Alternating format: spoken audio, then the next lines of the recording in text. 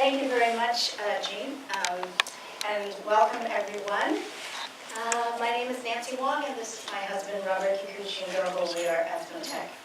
And I think it's wonderful that they had this project because it's so important to keep our history alive and make sure that generations from forever continue to know about how much people of color everywhere have contributed to the building of this country. I am a descendant of the original two that came in this particular family situation. And I want to dedicate this piece to my Aunt Mary, who I got a lot of the oral history from. She was the granddaughter of Spanish Mary, who is my great-grandmother. Great-great-grandmother. Jerry. Great. Great.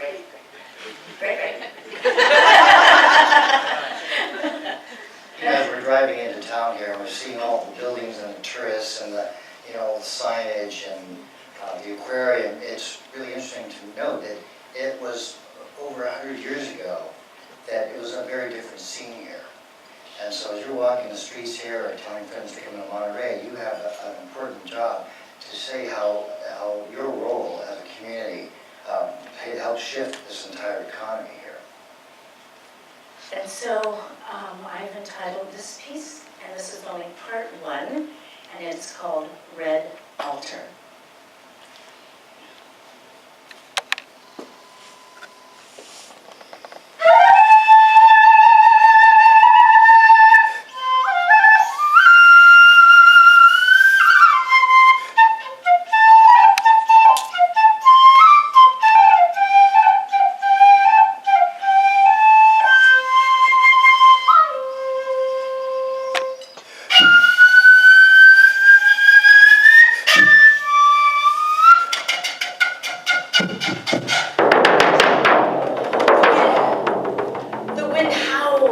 Like angry, wailing ancestors screeching, "Shame on you for leaving China!"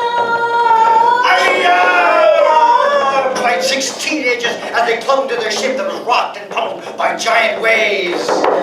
"We passed Gumsan! Turn north! Turn north!" "Current too strong! Wind's too strong!"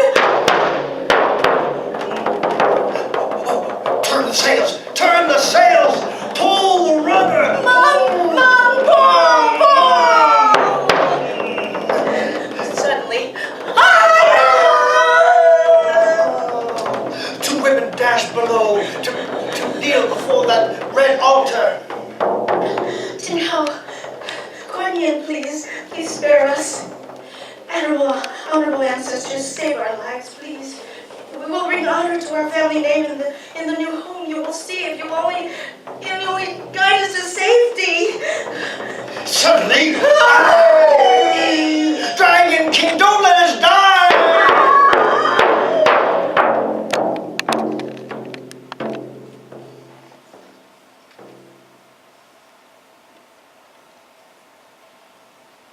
It was 1850, and news of gold paving the streets of Gumsan, Gold Mountain, the Chinese name for San Francisco, had arrived in China the previous year. And to many towns, villages along the Pearl River Delta region of southern China, America was a huge opportunity to lift oneself out of poverty. With famine, civil unrest, typhoid fever, and the Taiping rebellions turned their country into bloody killing fields, what did they have to lose? Even with stories of danger that drifted back across the sea that separated China from California, many did return, didn't they? And with gold and pockets full of money.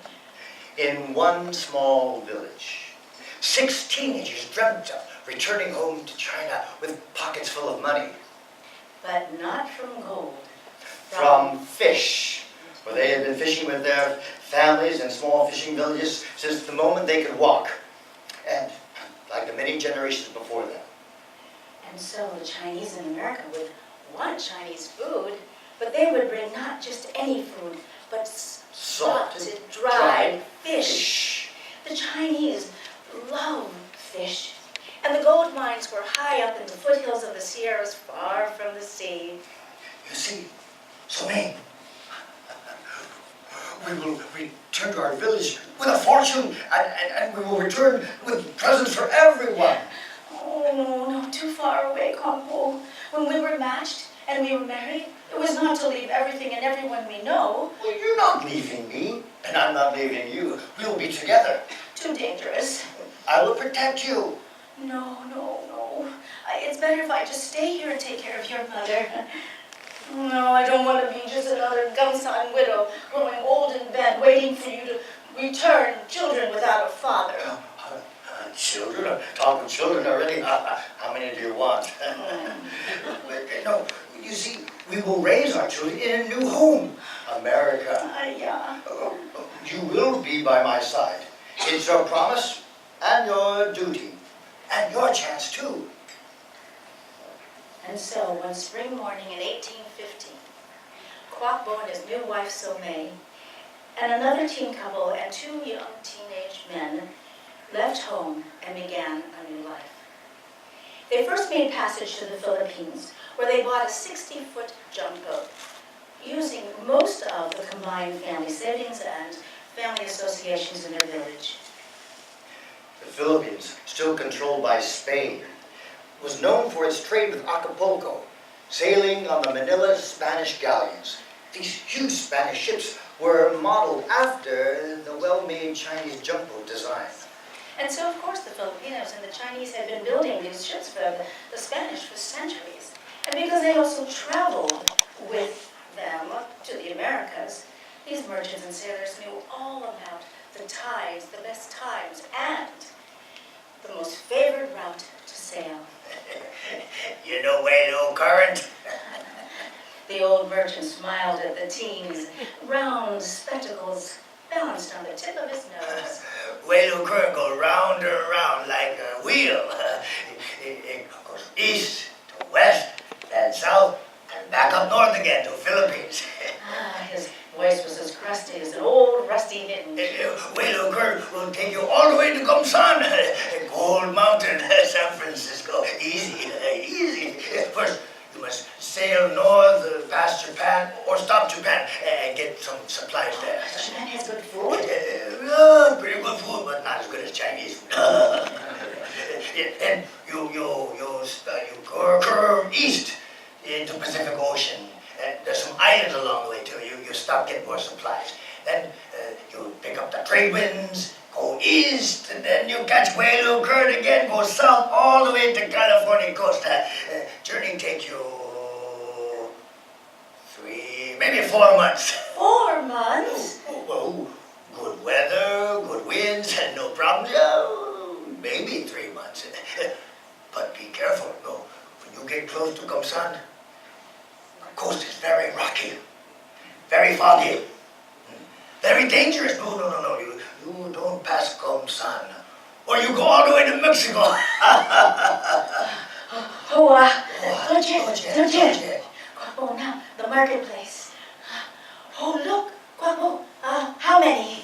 Oh, well, how many eggs you want to eat each day? 6 of us. I'll get 4 hens, 1 rooster, 2 ducks, and a goat for milk. Yes, all right. Kwok smiled. So Mary was petite, but she would be an interesting challenge. He liked her spirit, her sturdiness, even her big feet. No bound feet for him. No, he liked having a partner, not a plaything for a wife. And he found himself attracted to her and had grown to love her in ways that he had not even imagined was possible. He especially liked to watch her each evening as she would untie the hair buns on both sides of her head and watch the hair fall down like water upon her shoulders. And now they would share an adventure together. Look, Kwok, dried meat, Oh. shrimp, Shrimp. pork, Pork. and squid. Where's the preserved fruit? Pickled vegetable. There. Oh. Yeah, and we need fresh fruit and a feed for the livestock. Okay, I'll get it. So May smiled as she watched her young husband gather supplies with a pride she could not name. He was different than all the other men in her village. He was open. He was not afraid to talk dreams. And he seemed to like her. Her mother used to scold her, "Aya, hoa, sa, chon-chona," sassy mouth. But here she was saying anything she wanted. He didn't seem to mind. So she decided she liked him too. He was a little skinny, but she would cook for him and fatten him up and make him into a lopsa, a garbage pail, making him eat all the leftovers. And she thought his bushy eyebrows and his big ears were cute. It would be a good adventure. Soon, 2 large barrels of rice gathered and 4 barrels of fresh water, and plenty of cold briquettes for cooking. All their supplies were stored aboard the ship. And as they were fishermen, they could catch fresh fish for dinner each night. But treasured most was the red altar that their families had bought for them, together for their children. With all the stories of murder and riots against the Chinese in this foreign devil land, the altar could at least help ensure their survival, bring them good luck and good fortune. How else were they able to protect their sons and daughters? The altar was a simple wooden box. Simple box, painted good luck red. It was about 2 feet tall and 2.5 feet wide and 1 foot deep, where they would have a bowl for burning incense and a plate for offerings. Good luck red, it was painted and it was framed in a gold-painted lattice to welcome abundance. And tiny red tassels hung from its curled roof. A picture of Tin Hao, the goddess of the sea, of sailing and good fortune, was pasted to the back wall. The drawer below held a box of matches, incense sticks, wax candles, and rolled up pictures of other deities for their new home. As the teens approached the red altar, they remembered their homes and the families they were leaving behind, the tearful goodbyes. Sobbing, they offered a bowl of rice and a plate of kumquats and oranges to the goddess of the sea, Tin Hao, and offered lit incense for Kuan Yin, the goddess of mercy. Of course, they hoped for their safety, but even more important, they hoped that someday, one day, somehow, they would return to see their families again. Jiao Lei. Jiao Lei. Jolly, Jiao Lei. let's go. Let's go! And so 6 teenagers climbed to their stations, and soon the wind billowed the sails, and the junk boat began its journey into the wide open sea aimed at opportunity. That morning, 5 other Chinese junk boats joined their little armada. On that spring morning, they left the shores of the Philippines in that spring morning of 1850. But now, 3 months later, only 3 boats remained in sight. Of the 3 remaining, one stopped off at an island, perhaps off the coast of Canada, and another one landed on a beach far north of San Francisco, in a place called Cascade Beach, a land of giant trees in Mendocino, a town just getting started. As for their own boat, it was blown past Gomsan, past San Francisco by an unexpected and unseasonable storm. Now, the Wailu current pushed them unmercifully south toward San Diego and Mexico. Tired and cold, soaked from head to toe, for days they battled for their lives. Oh, turn the sails! We passed Gomsan, turn north! Wind too strong! Current too fast! Oh, turn the sails, go north! Mom, pull! Too dark! Pull! Raise the lanterns higher! Rocks! Whoa! Pull! I see land! I see a beach! Pull! Pull! No! Rocks!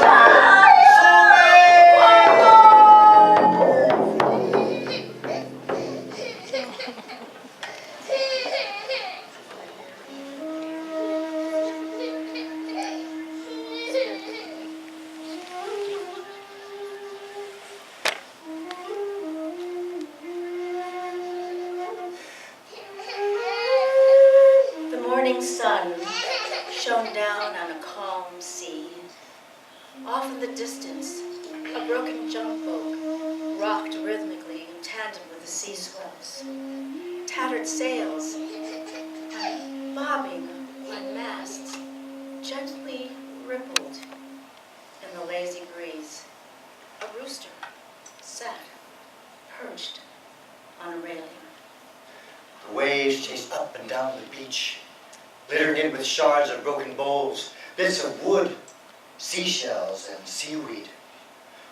Several chickens clucked about, pecking at the sand. A duck waddled through the foamy brine, and a lone goat stood vigil over 6 bodies sprawling in the sand. Their water so close, clinging, and their black hair spreading out like fingers reaching towards land. Suddenly, footsteps padded on wet sand toward the 6 bodies. Oh, Rosario, what do we have here? Tabuccio, are they alive? Rosario and Tabuccio were the Estland nation of Monterey County. They originally lived along the Pacific coast and the Carmel River that opened up into the ocean. But now, many had converted to Catholicism and lived along the Carmel River, inland, just inland from the bay. And they worked for the Mexican ranches as seamstresses and cooks and as ranch hands. And some were indentured slaves. Tabuccio's group was free, and they had walked to the Carmel Bay to fish and to gather sea treasures that certainly was washed ashore by the storm the night before. But this storm brought something quite out of the ordinary. They met by the 6 bodies. They're burning up. The cold has made them sick. Quick, take them to Point Lobos. The trees will protect them from the winds. Build a fire. And so the Estland carried the 6 bodies up to the cliff above Carmel Bay. They stripped them of their wet clothes, they covered them with warm blankets, and then they quietly slipped away to retrieve the junk boat's floating pots and baskets and barrels and a strange red box. For the next few weeks, the Estland nursed the Chinese back to health. They began teaching the ways of the land, how to hunt, where to look for local plants such as the artichoke. 2 different languages did not keep these groups from bonding. They were like family in more ways than one. Now living in a land hostile to red, black, and yellow skin, they would be linked together in camaraderie, in protection, and in friendship for many years to come. They traded techniques in fish netting, for both groups knew a great deal about fishing. But whereas the Estland fished for only what they needed at any one time to feed themselves, the Chinese saw a vast opportunity. From where the Carmel River flowed into the Carmel Bay, there was not one fishing boat. And in the deep waters beyond, in the wide open seas, there was not one fishing boat. So when they fully recovered, 2 of the men built cabins on Point Lobos, and the other 2 fashioned boats, small boats out of redwood, 2 flat-bottomed sampans, like the kind used back home in China. And then they fashioned long poles to push the boats through the shallow bay until they were deep enough where the paddle-like rudder at the back of the sampan could guide them out to deeper waters. The women found a perfect place for the red altar, and then they began to repair the fish nets and the fishing poles that had washed ashore. So, hey, you see, our dream has come true. We can sell fish to the Mexican ranchers who live far away from the coast and the hills. To San Francisco, only 3 days by horse and wagon. You know, we met at the talking. We can sell the dry fish and have it shipped back to China. We'd be rich. Only we and our friends the Estland fish these waters. So much fish. Didn't I tell you it would turn out good? Fish bring more money than gold. Oh, tell you. Don't you? Dragon King, don't you? Thank you. And so it was in 1850 that these 6 teenagers started the fishing industry in Carmel Bay, which would eventually expand around the coast to Monterey and to Pacific Grove. They found the waters rich with cod and halibut, Yellowtail, flounder, bluefish and redfish, sardines, squid and shark. oysters, mussels, and especially abalone. They worked hard and they worked long, from sunup to sundown. and it paid off. Soon their tiny cabins were furnished with chairs and cabinets and tables. They found a perfect setting on Point Lobos. It was in a cove, high on a cliff overlooking the beautiful blue ocean and the rocky coast. Often they would sit there and gaze out across the great blue, west towards China. Oh, I like it here. It's so quiet and beautiful. It looks so much like home. So much water. Oh, they even have dolphins here, like in the Delta. You know what's best. We are our own business. We invest in our own businesses. We make our own business decisions, and we keep a share of the profit. And we even have enough to send home to our families, to our parents. And it's safe here. Not like in the gold mine with all the robberies and murders. We're so lucky to have crashed here. What was that proverb that our parents always said to us? Oh, curse your wife in the evening, sleep alone at night. No, God. Oh. What you cannot avoid, welcome. Close, but no. We crashed here. We thought it was bad, and it turned out good. Did our parents say that? No, Quago, I'm only saying that so we can find the right proverb. Oh, never mind. Oh. You know what I mean. Yes, lucky we got number 10. No, that's not it. Huh? You know, amongst 10 matchmakers, 9 will lie. We got lucky, and I got you. We got number 10. You crazy. Crazy about you. Oh, I remember. It's the one about the horse. A horse? Oh, where's the horse now? Sutma. A lost horse can turn into a blessing. That's it. Well, so, am I still number 10 to you, too? No, you're a crazy horse. Though all Chinese in America were forbidden by law to own property, they could rent the land and build. And so, in 1853, just 3 years after they landed and crashed on these shores, they welcomed 500 to 600 fellow Chinese and were selling 700 to 800 salted dried fish. Half was sent back to China, and the other half was sent to towns up north in San Francisco and beyond. And once in towns like San Francisco, the merchants would sell and send to the various Chinese communities throughout California, such as the mines in the Sierras, And the logging camps in Mendocino. the agricultural and railroad communities. Soon the word spread about the abundance and the opportunity to be made by fishing the good waters of Carmel and Monterey. And since there was less trouble for the Chinese, no robberies, no murders, they flooded in from all the communities throughout the West Coast. Even from China. There was enough fish for everyone, if they were smart about it. And they were. When they noticed that one fish was declining in numbers, they would stop fishing that species for an entire season.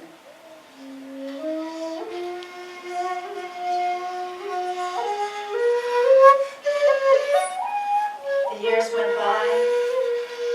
The years were good to them. But something was missing. Oh, these same waters touch China, don't they? Why are you sad? Because I've missed my family. I miss them too. Well, then maybe it's time. We can go back to China? No, maybe it's time we make our own. Oh, you mean, Mm-hmm. you think? Mm-hmm. You're sure? I'm sure. That night. They lit special incense at the red altar and prayed to the fertility goddess, Kuan Yin. And then they scurried up to the Joss house, where again they lit incense for Kuan Yin. Is this auspicious time to have a baby or go back to China? And then they consulted the bamboo fortune sticks. They shook a bamboo container. One of the sticks would come forth. And then, fortune book. 35. 35. When luck visits you, everyone knows where you live. Let's do it again. Is this auspicious time to have baby or go back to China?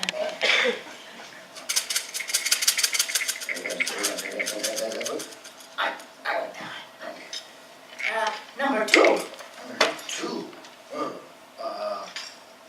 Don't stand by the water and long for fish. Go home and weave a net. 9 months later.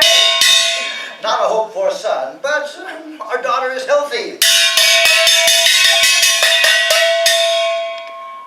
It was 1859, 9 long years after they had arrived and gone half across the world to California, that they gave birth to perhaps the very first Chinese girl born in the American West. They named her simply Kwok Moi, girl belonging to the Kwok family. Kwok Moi was a very special little girl. For at age 4, she could speak Chinese. But as she played with the Estlin children, she learned their language, Rumsian, as well. And at 5, she began her education at the one-room red missionary school. And when she walked to school with her English missionary teacher, her English expanded. Of course, at school she played with the Spanish and Portuguese-speaking children, and each day she learned more and more of each language. So by the time she was 8 years old, she was fluent in all 5 languages. Rumsian, Portuguese, English, Spanish, and, of course, Chinese. But because the land had been colonized by the Spaniards for centuries, and then later they granted their land and their ranches to Mexico, Spanish was the common language outside of the Chinese fishing villages. And so for Kwok Moi, she used her Spanish the most because when she left town, when she left her village, she was there in town speaking Spanish. Kwok Moi would become the interpreter and the translator for all the Chinese business transactions. Now, to her parents, she was still known as Kwok Moi. But to everyone else outside the village, she was given a nickname, Maria Española, Spanish Mary. She was Chinese. She looked Chinese. Of course she was Chinese, but everyone called her Spanish Mary. Vámonos, vámonos, let's go, mi amigo! Oh, one moment she was running down the beach chasing after a wave, and the next moment climbing up a tree. Lila, come, hurry! Spanish Mary was a tomboy. She was small, but muscular and with a fierce look in her eyes. Her face was usually dirty, and her hair and her shoes were always filled with sand. She had a smell of the sea, the salty sea, and she rarely stood still. She waited for no one, and she was friends with everyone. But, all too soon, Kwok Moi, you are 9 years old now. Time to help the family. No more school. Big girl. and so she began to work, learning to tie the string to make the fish nets. Also learned to collect the seaweed and spread them out on the rocks to dry. She also helped to scale the fish. Chow yu. To gut them, Chow yu. and to salt them, Chow yu.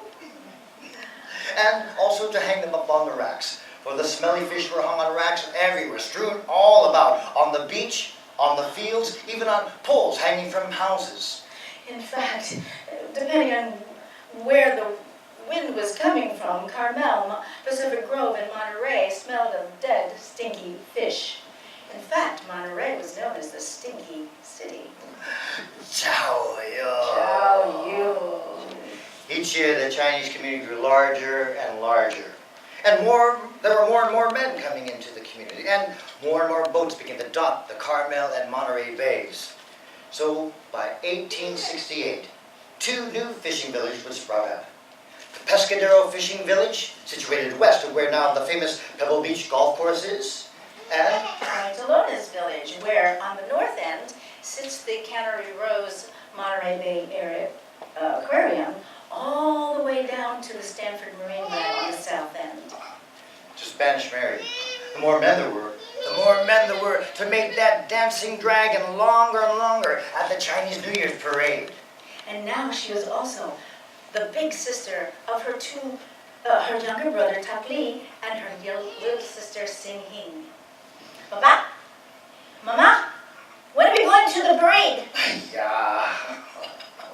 finish folding those tinfoil ornaments first. Mama, I already finished that yesterday. I made the good luck sign with Mama. Now it's your turn to put it on the door. And I get Silo little brother ready and Momo little sister ready. And then we go to the parade. Yeah, bossy girl.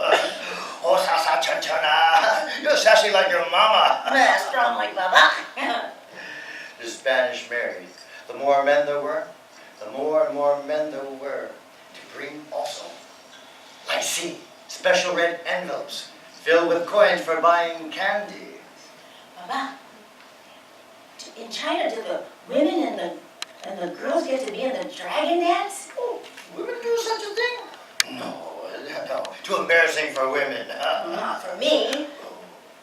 But Baba, do you think the Lo-Fan, the white people, want to see such a thing?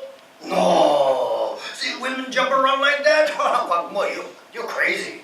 Baba, look at how they enjoy our New Year's celebration. They laugh and they don't be so mean to us.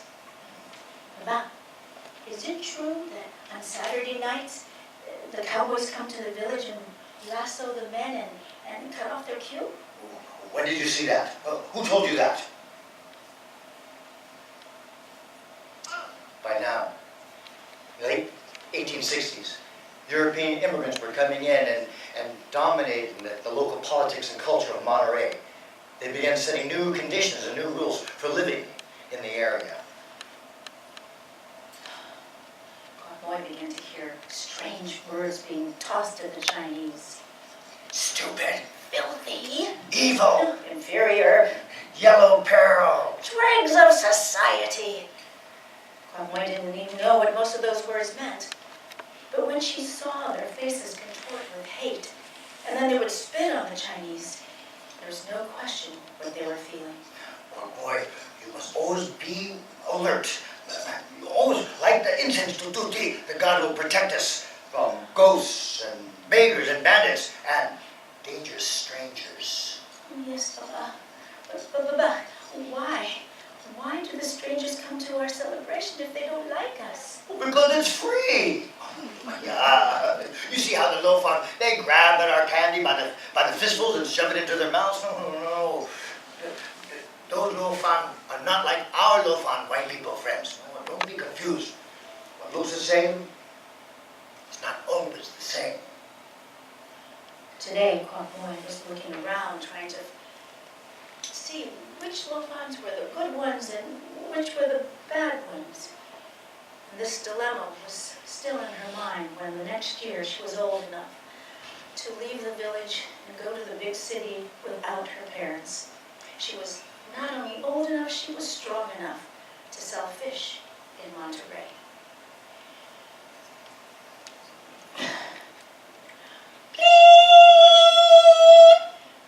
Kwamoi blew on her tin horn to attract attention. Along with her brother took leave. They would carry shoulder poles balanced on their shoulders and fresh fish in baskets hanging from each end of the poles. Bleep! Pescado a la venta! Then, using a knife and a cutting board she wore around her neck, she would quickly and efficiently scale the fish, and then gut it, and then present it to each customer. Pescado a la venta, fish for sale! Then she would take out a newspaper, shake it out, and wrap each fish. The Chinese must go.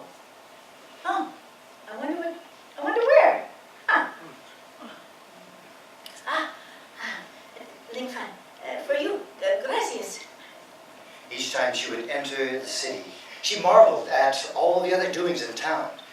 She stared at all the strange people, their strange clothes, all the other kinds of buildings, and all the other kinds of strange smells. But best of all, she always brought her New Year's money to buy candy at the general store.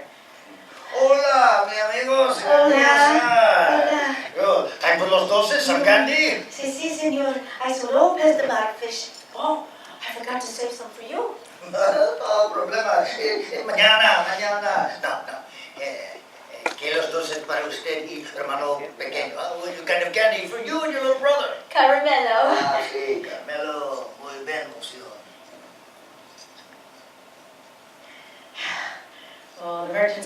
in Chinatown loved selling to the Chinese because they always used cash, not like the other groups that had long IOUs. Suddenly, a group of boys ran up from behind Spanish Mary and her brother, and they grabbed the candy out of her hands and kicked and pulled and started stomping on the baskets.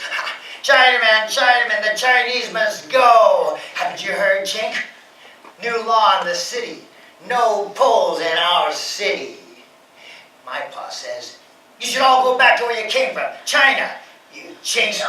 But I was born here! Chinaman, Chinaman, the Chinese must go. We were born The Chinese here. must go. We were The Chinese born must go. here. The Chinese... Ay, caramba, stop this. Leave these children alone. Ay, caramba, go. Oh, Rosito. Gracias, mi amigo. Oh, here. More Carmelo. Take it. Go, go.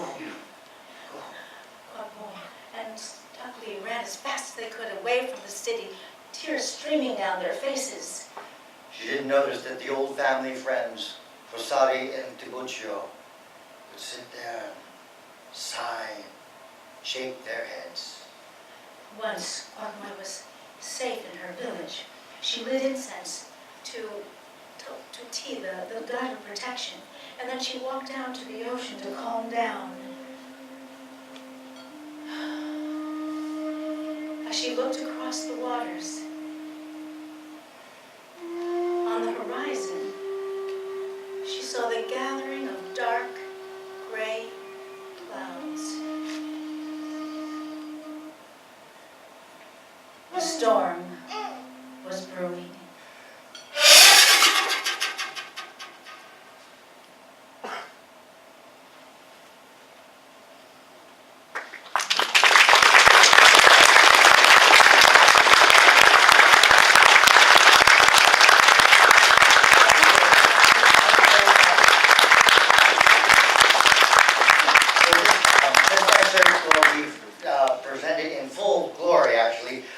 This year in May of 2015 at the San Francisco International Arts Festival in May. So if you're interested in seeing the full blown with projection and Part movement, one. this was the trailer. Come up to us and give your email address or address, we can let you know when that performance is in May of 2015. Of course, it'd be better in Monterey because that's where it all happened. Yeah. Great. Thank you very much. Thank you.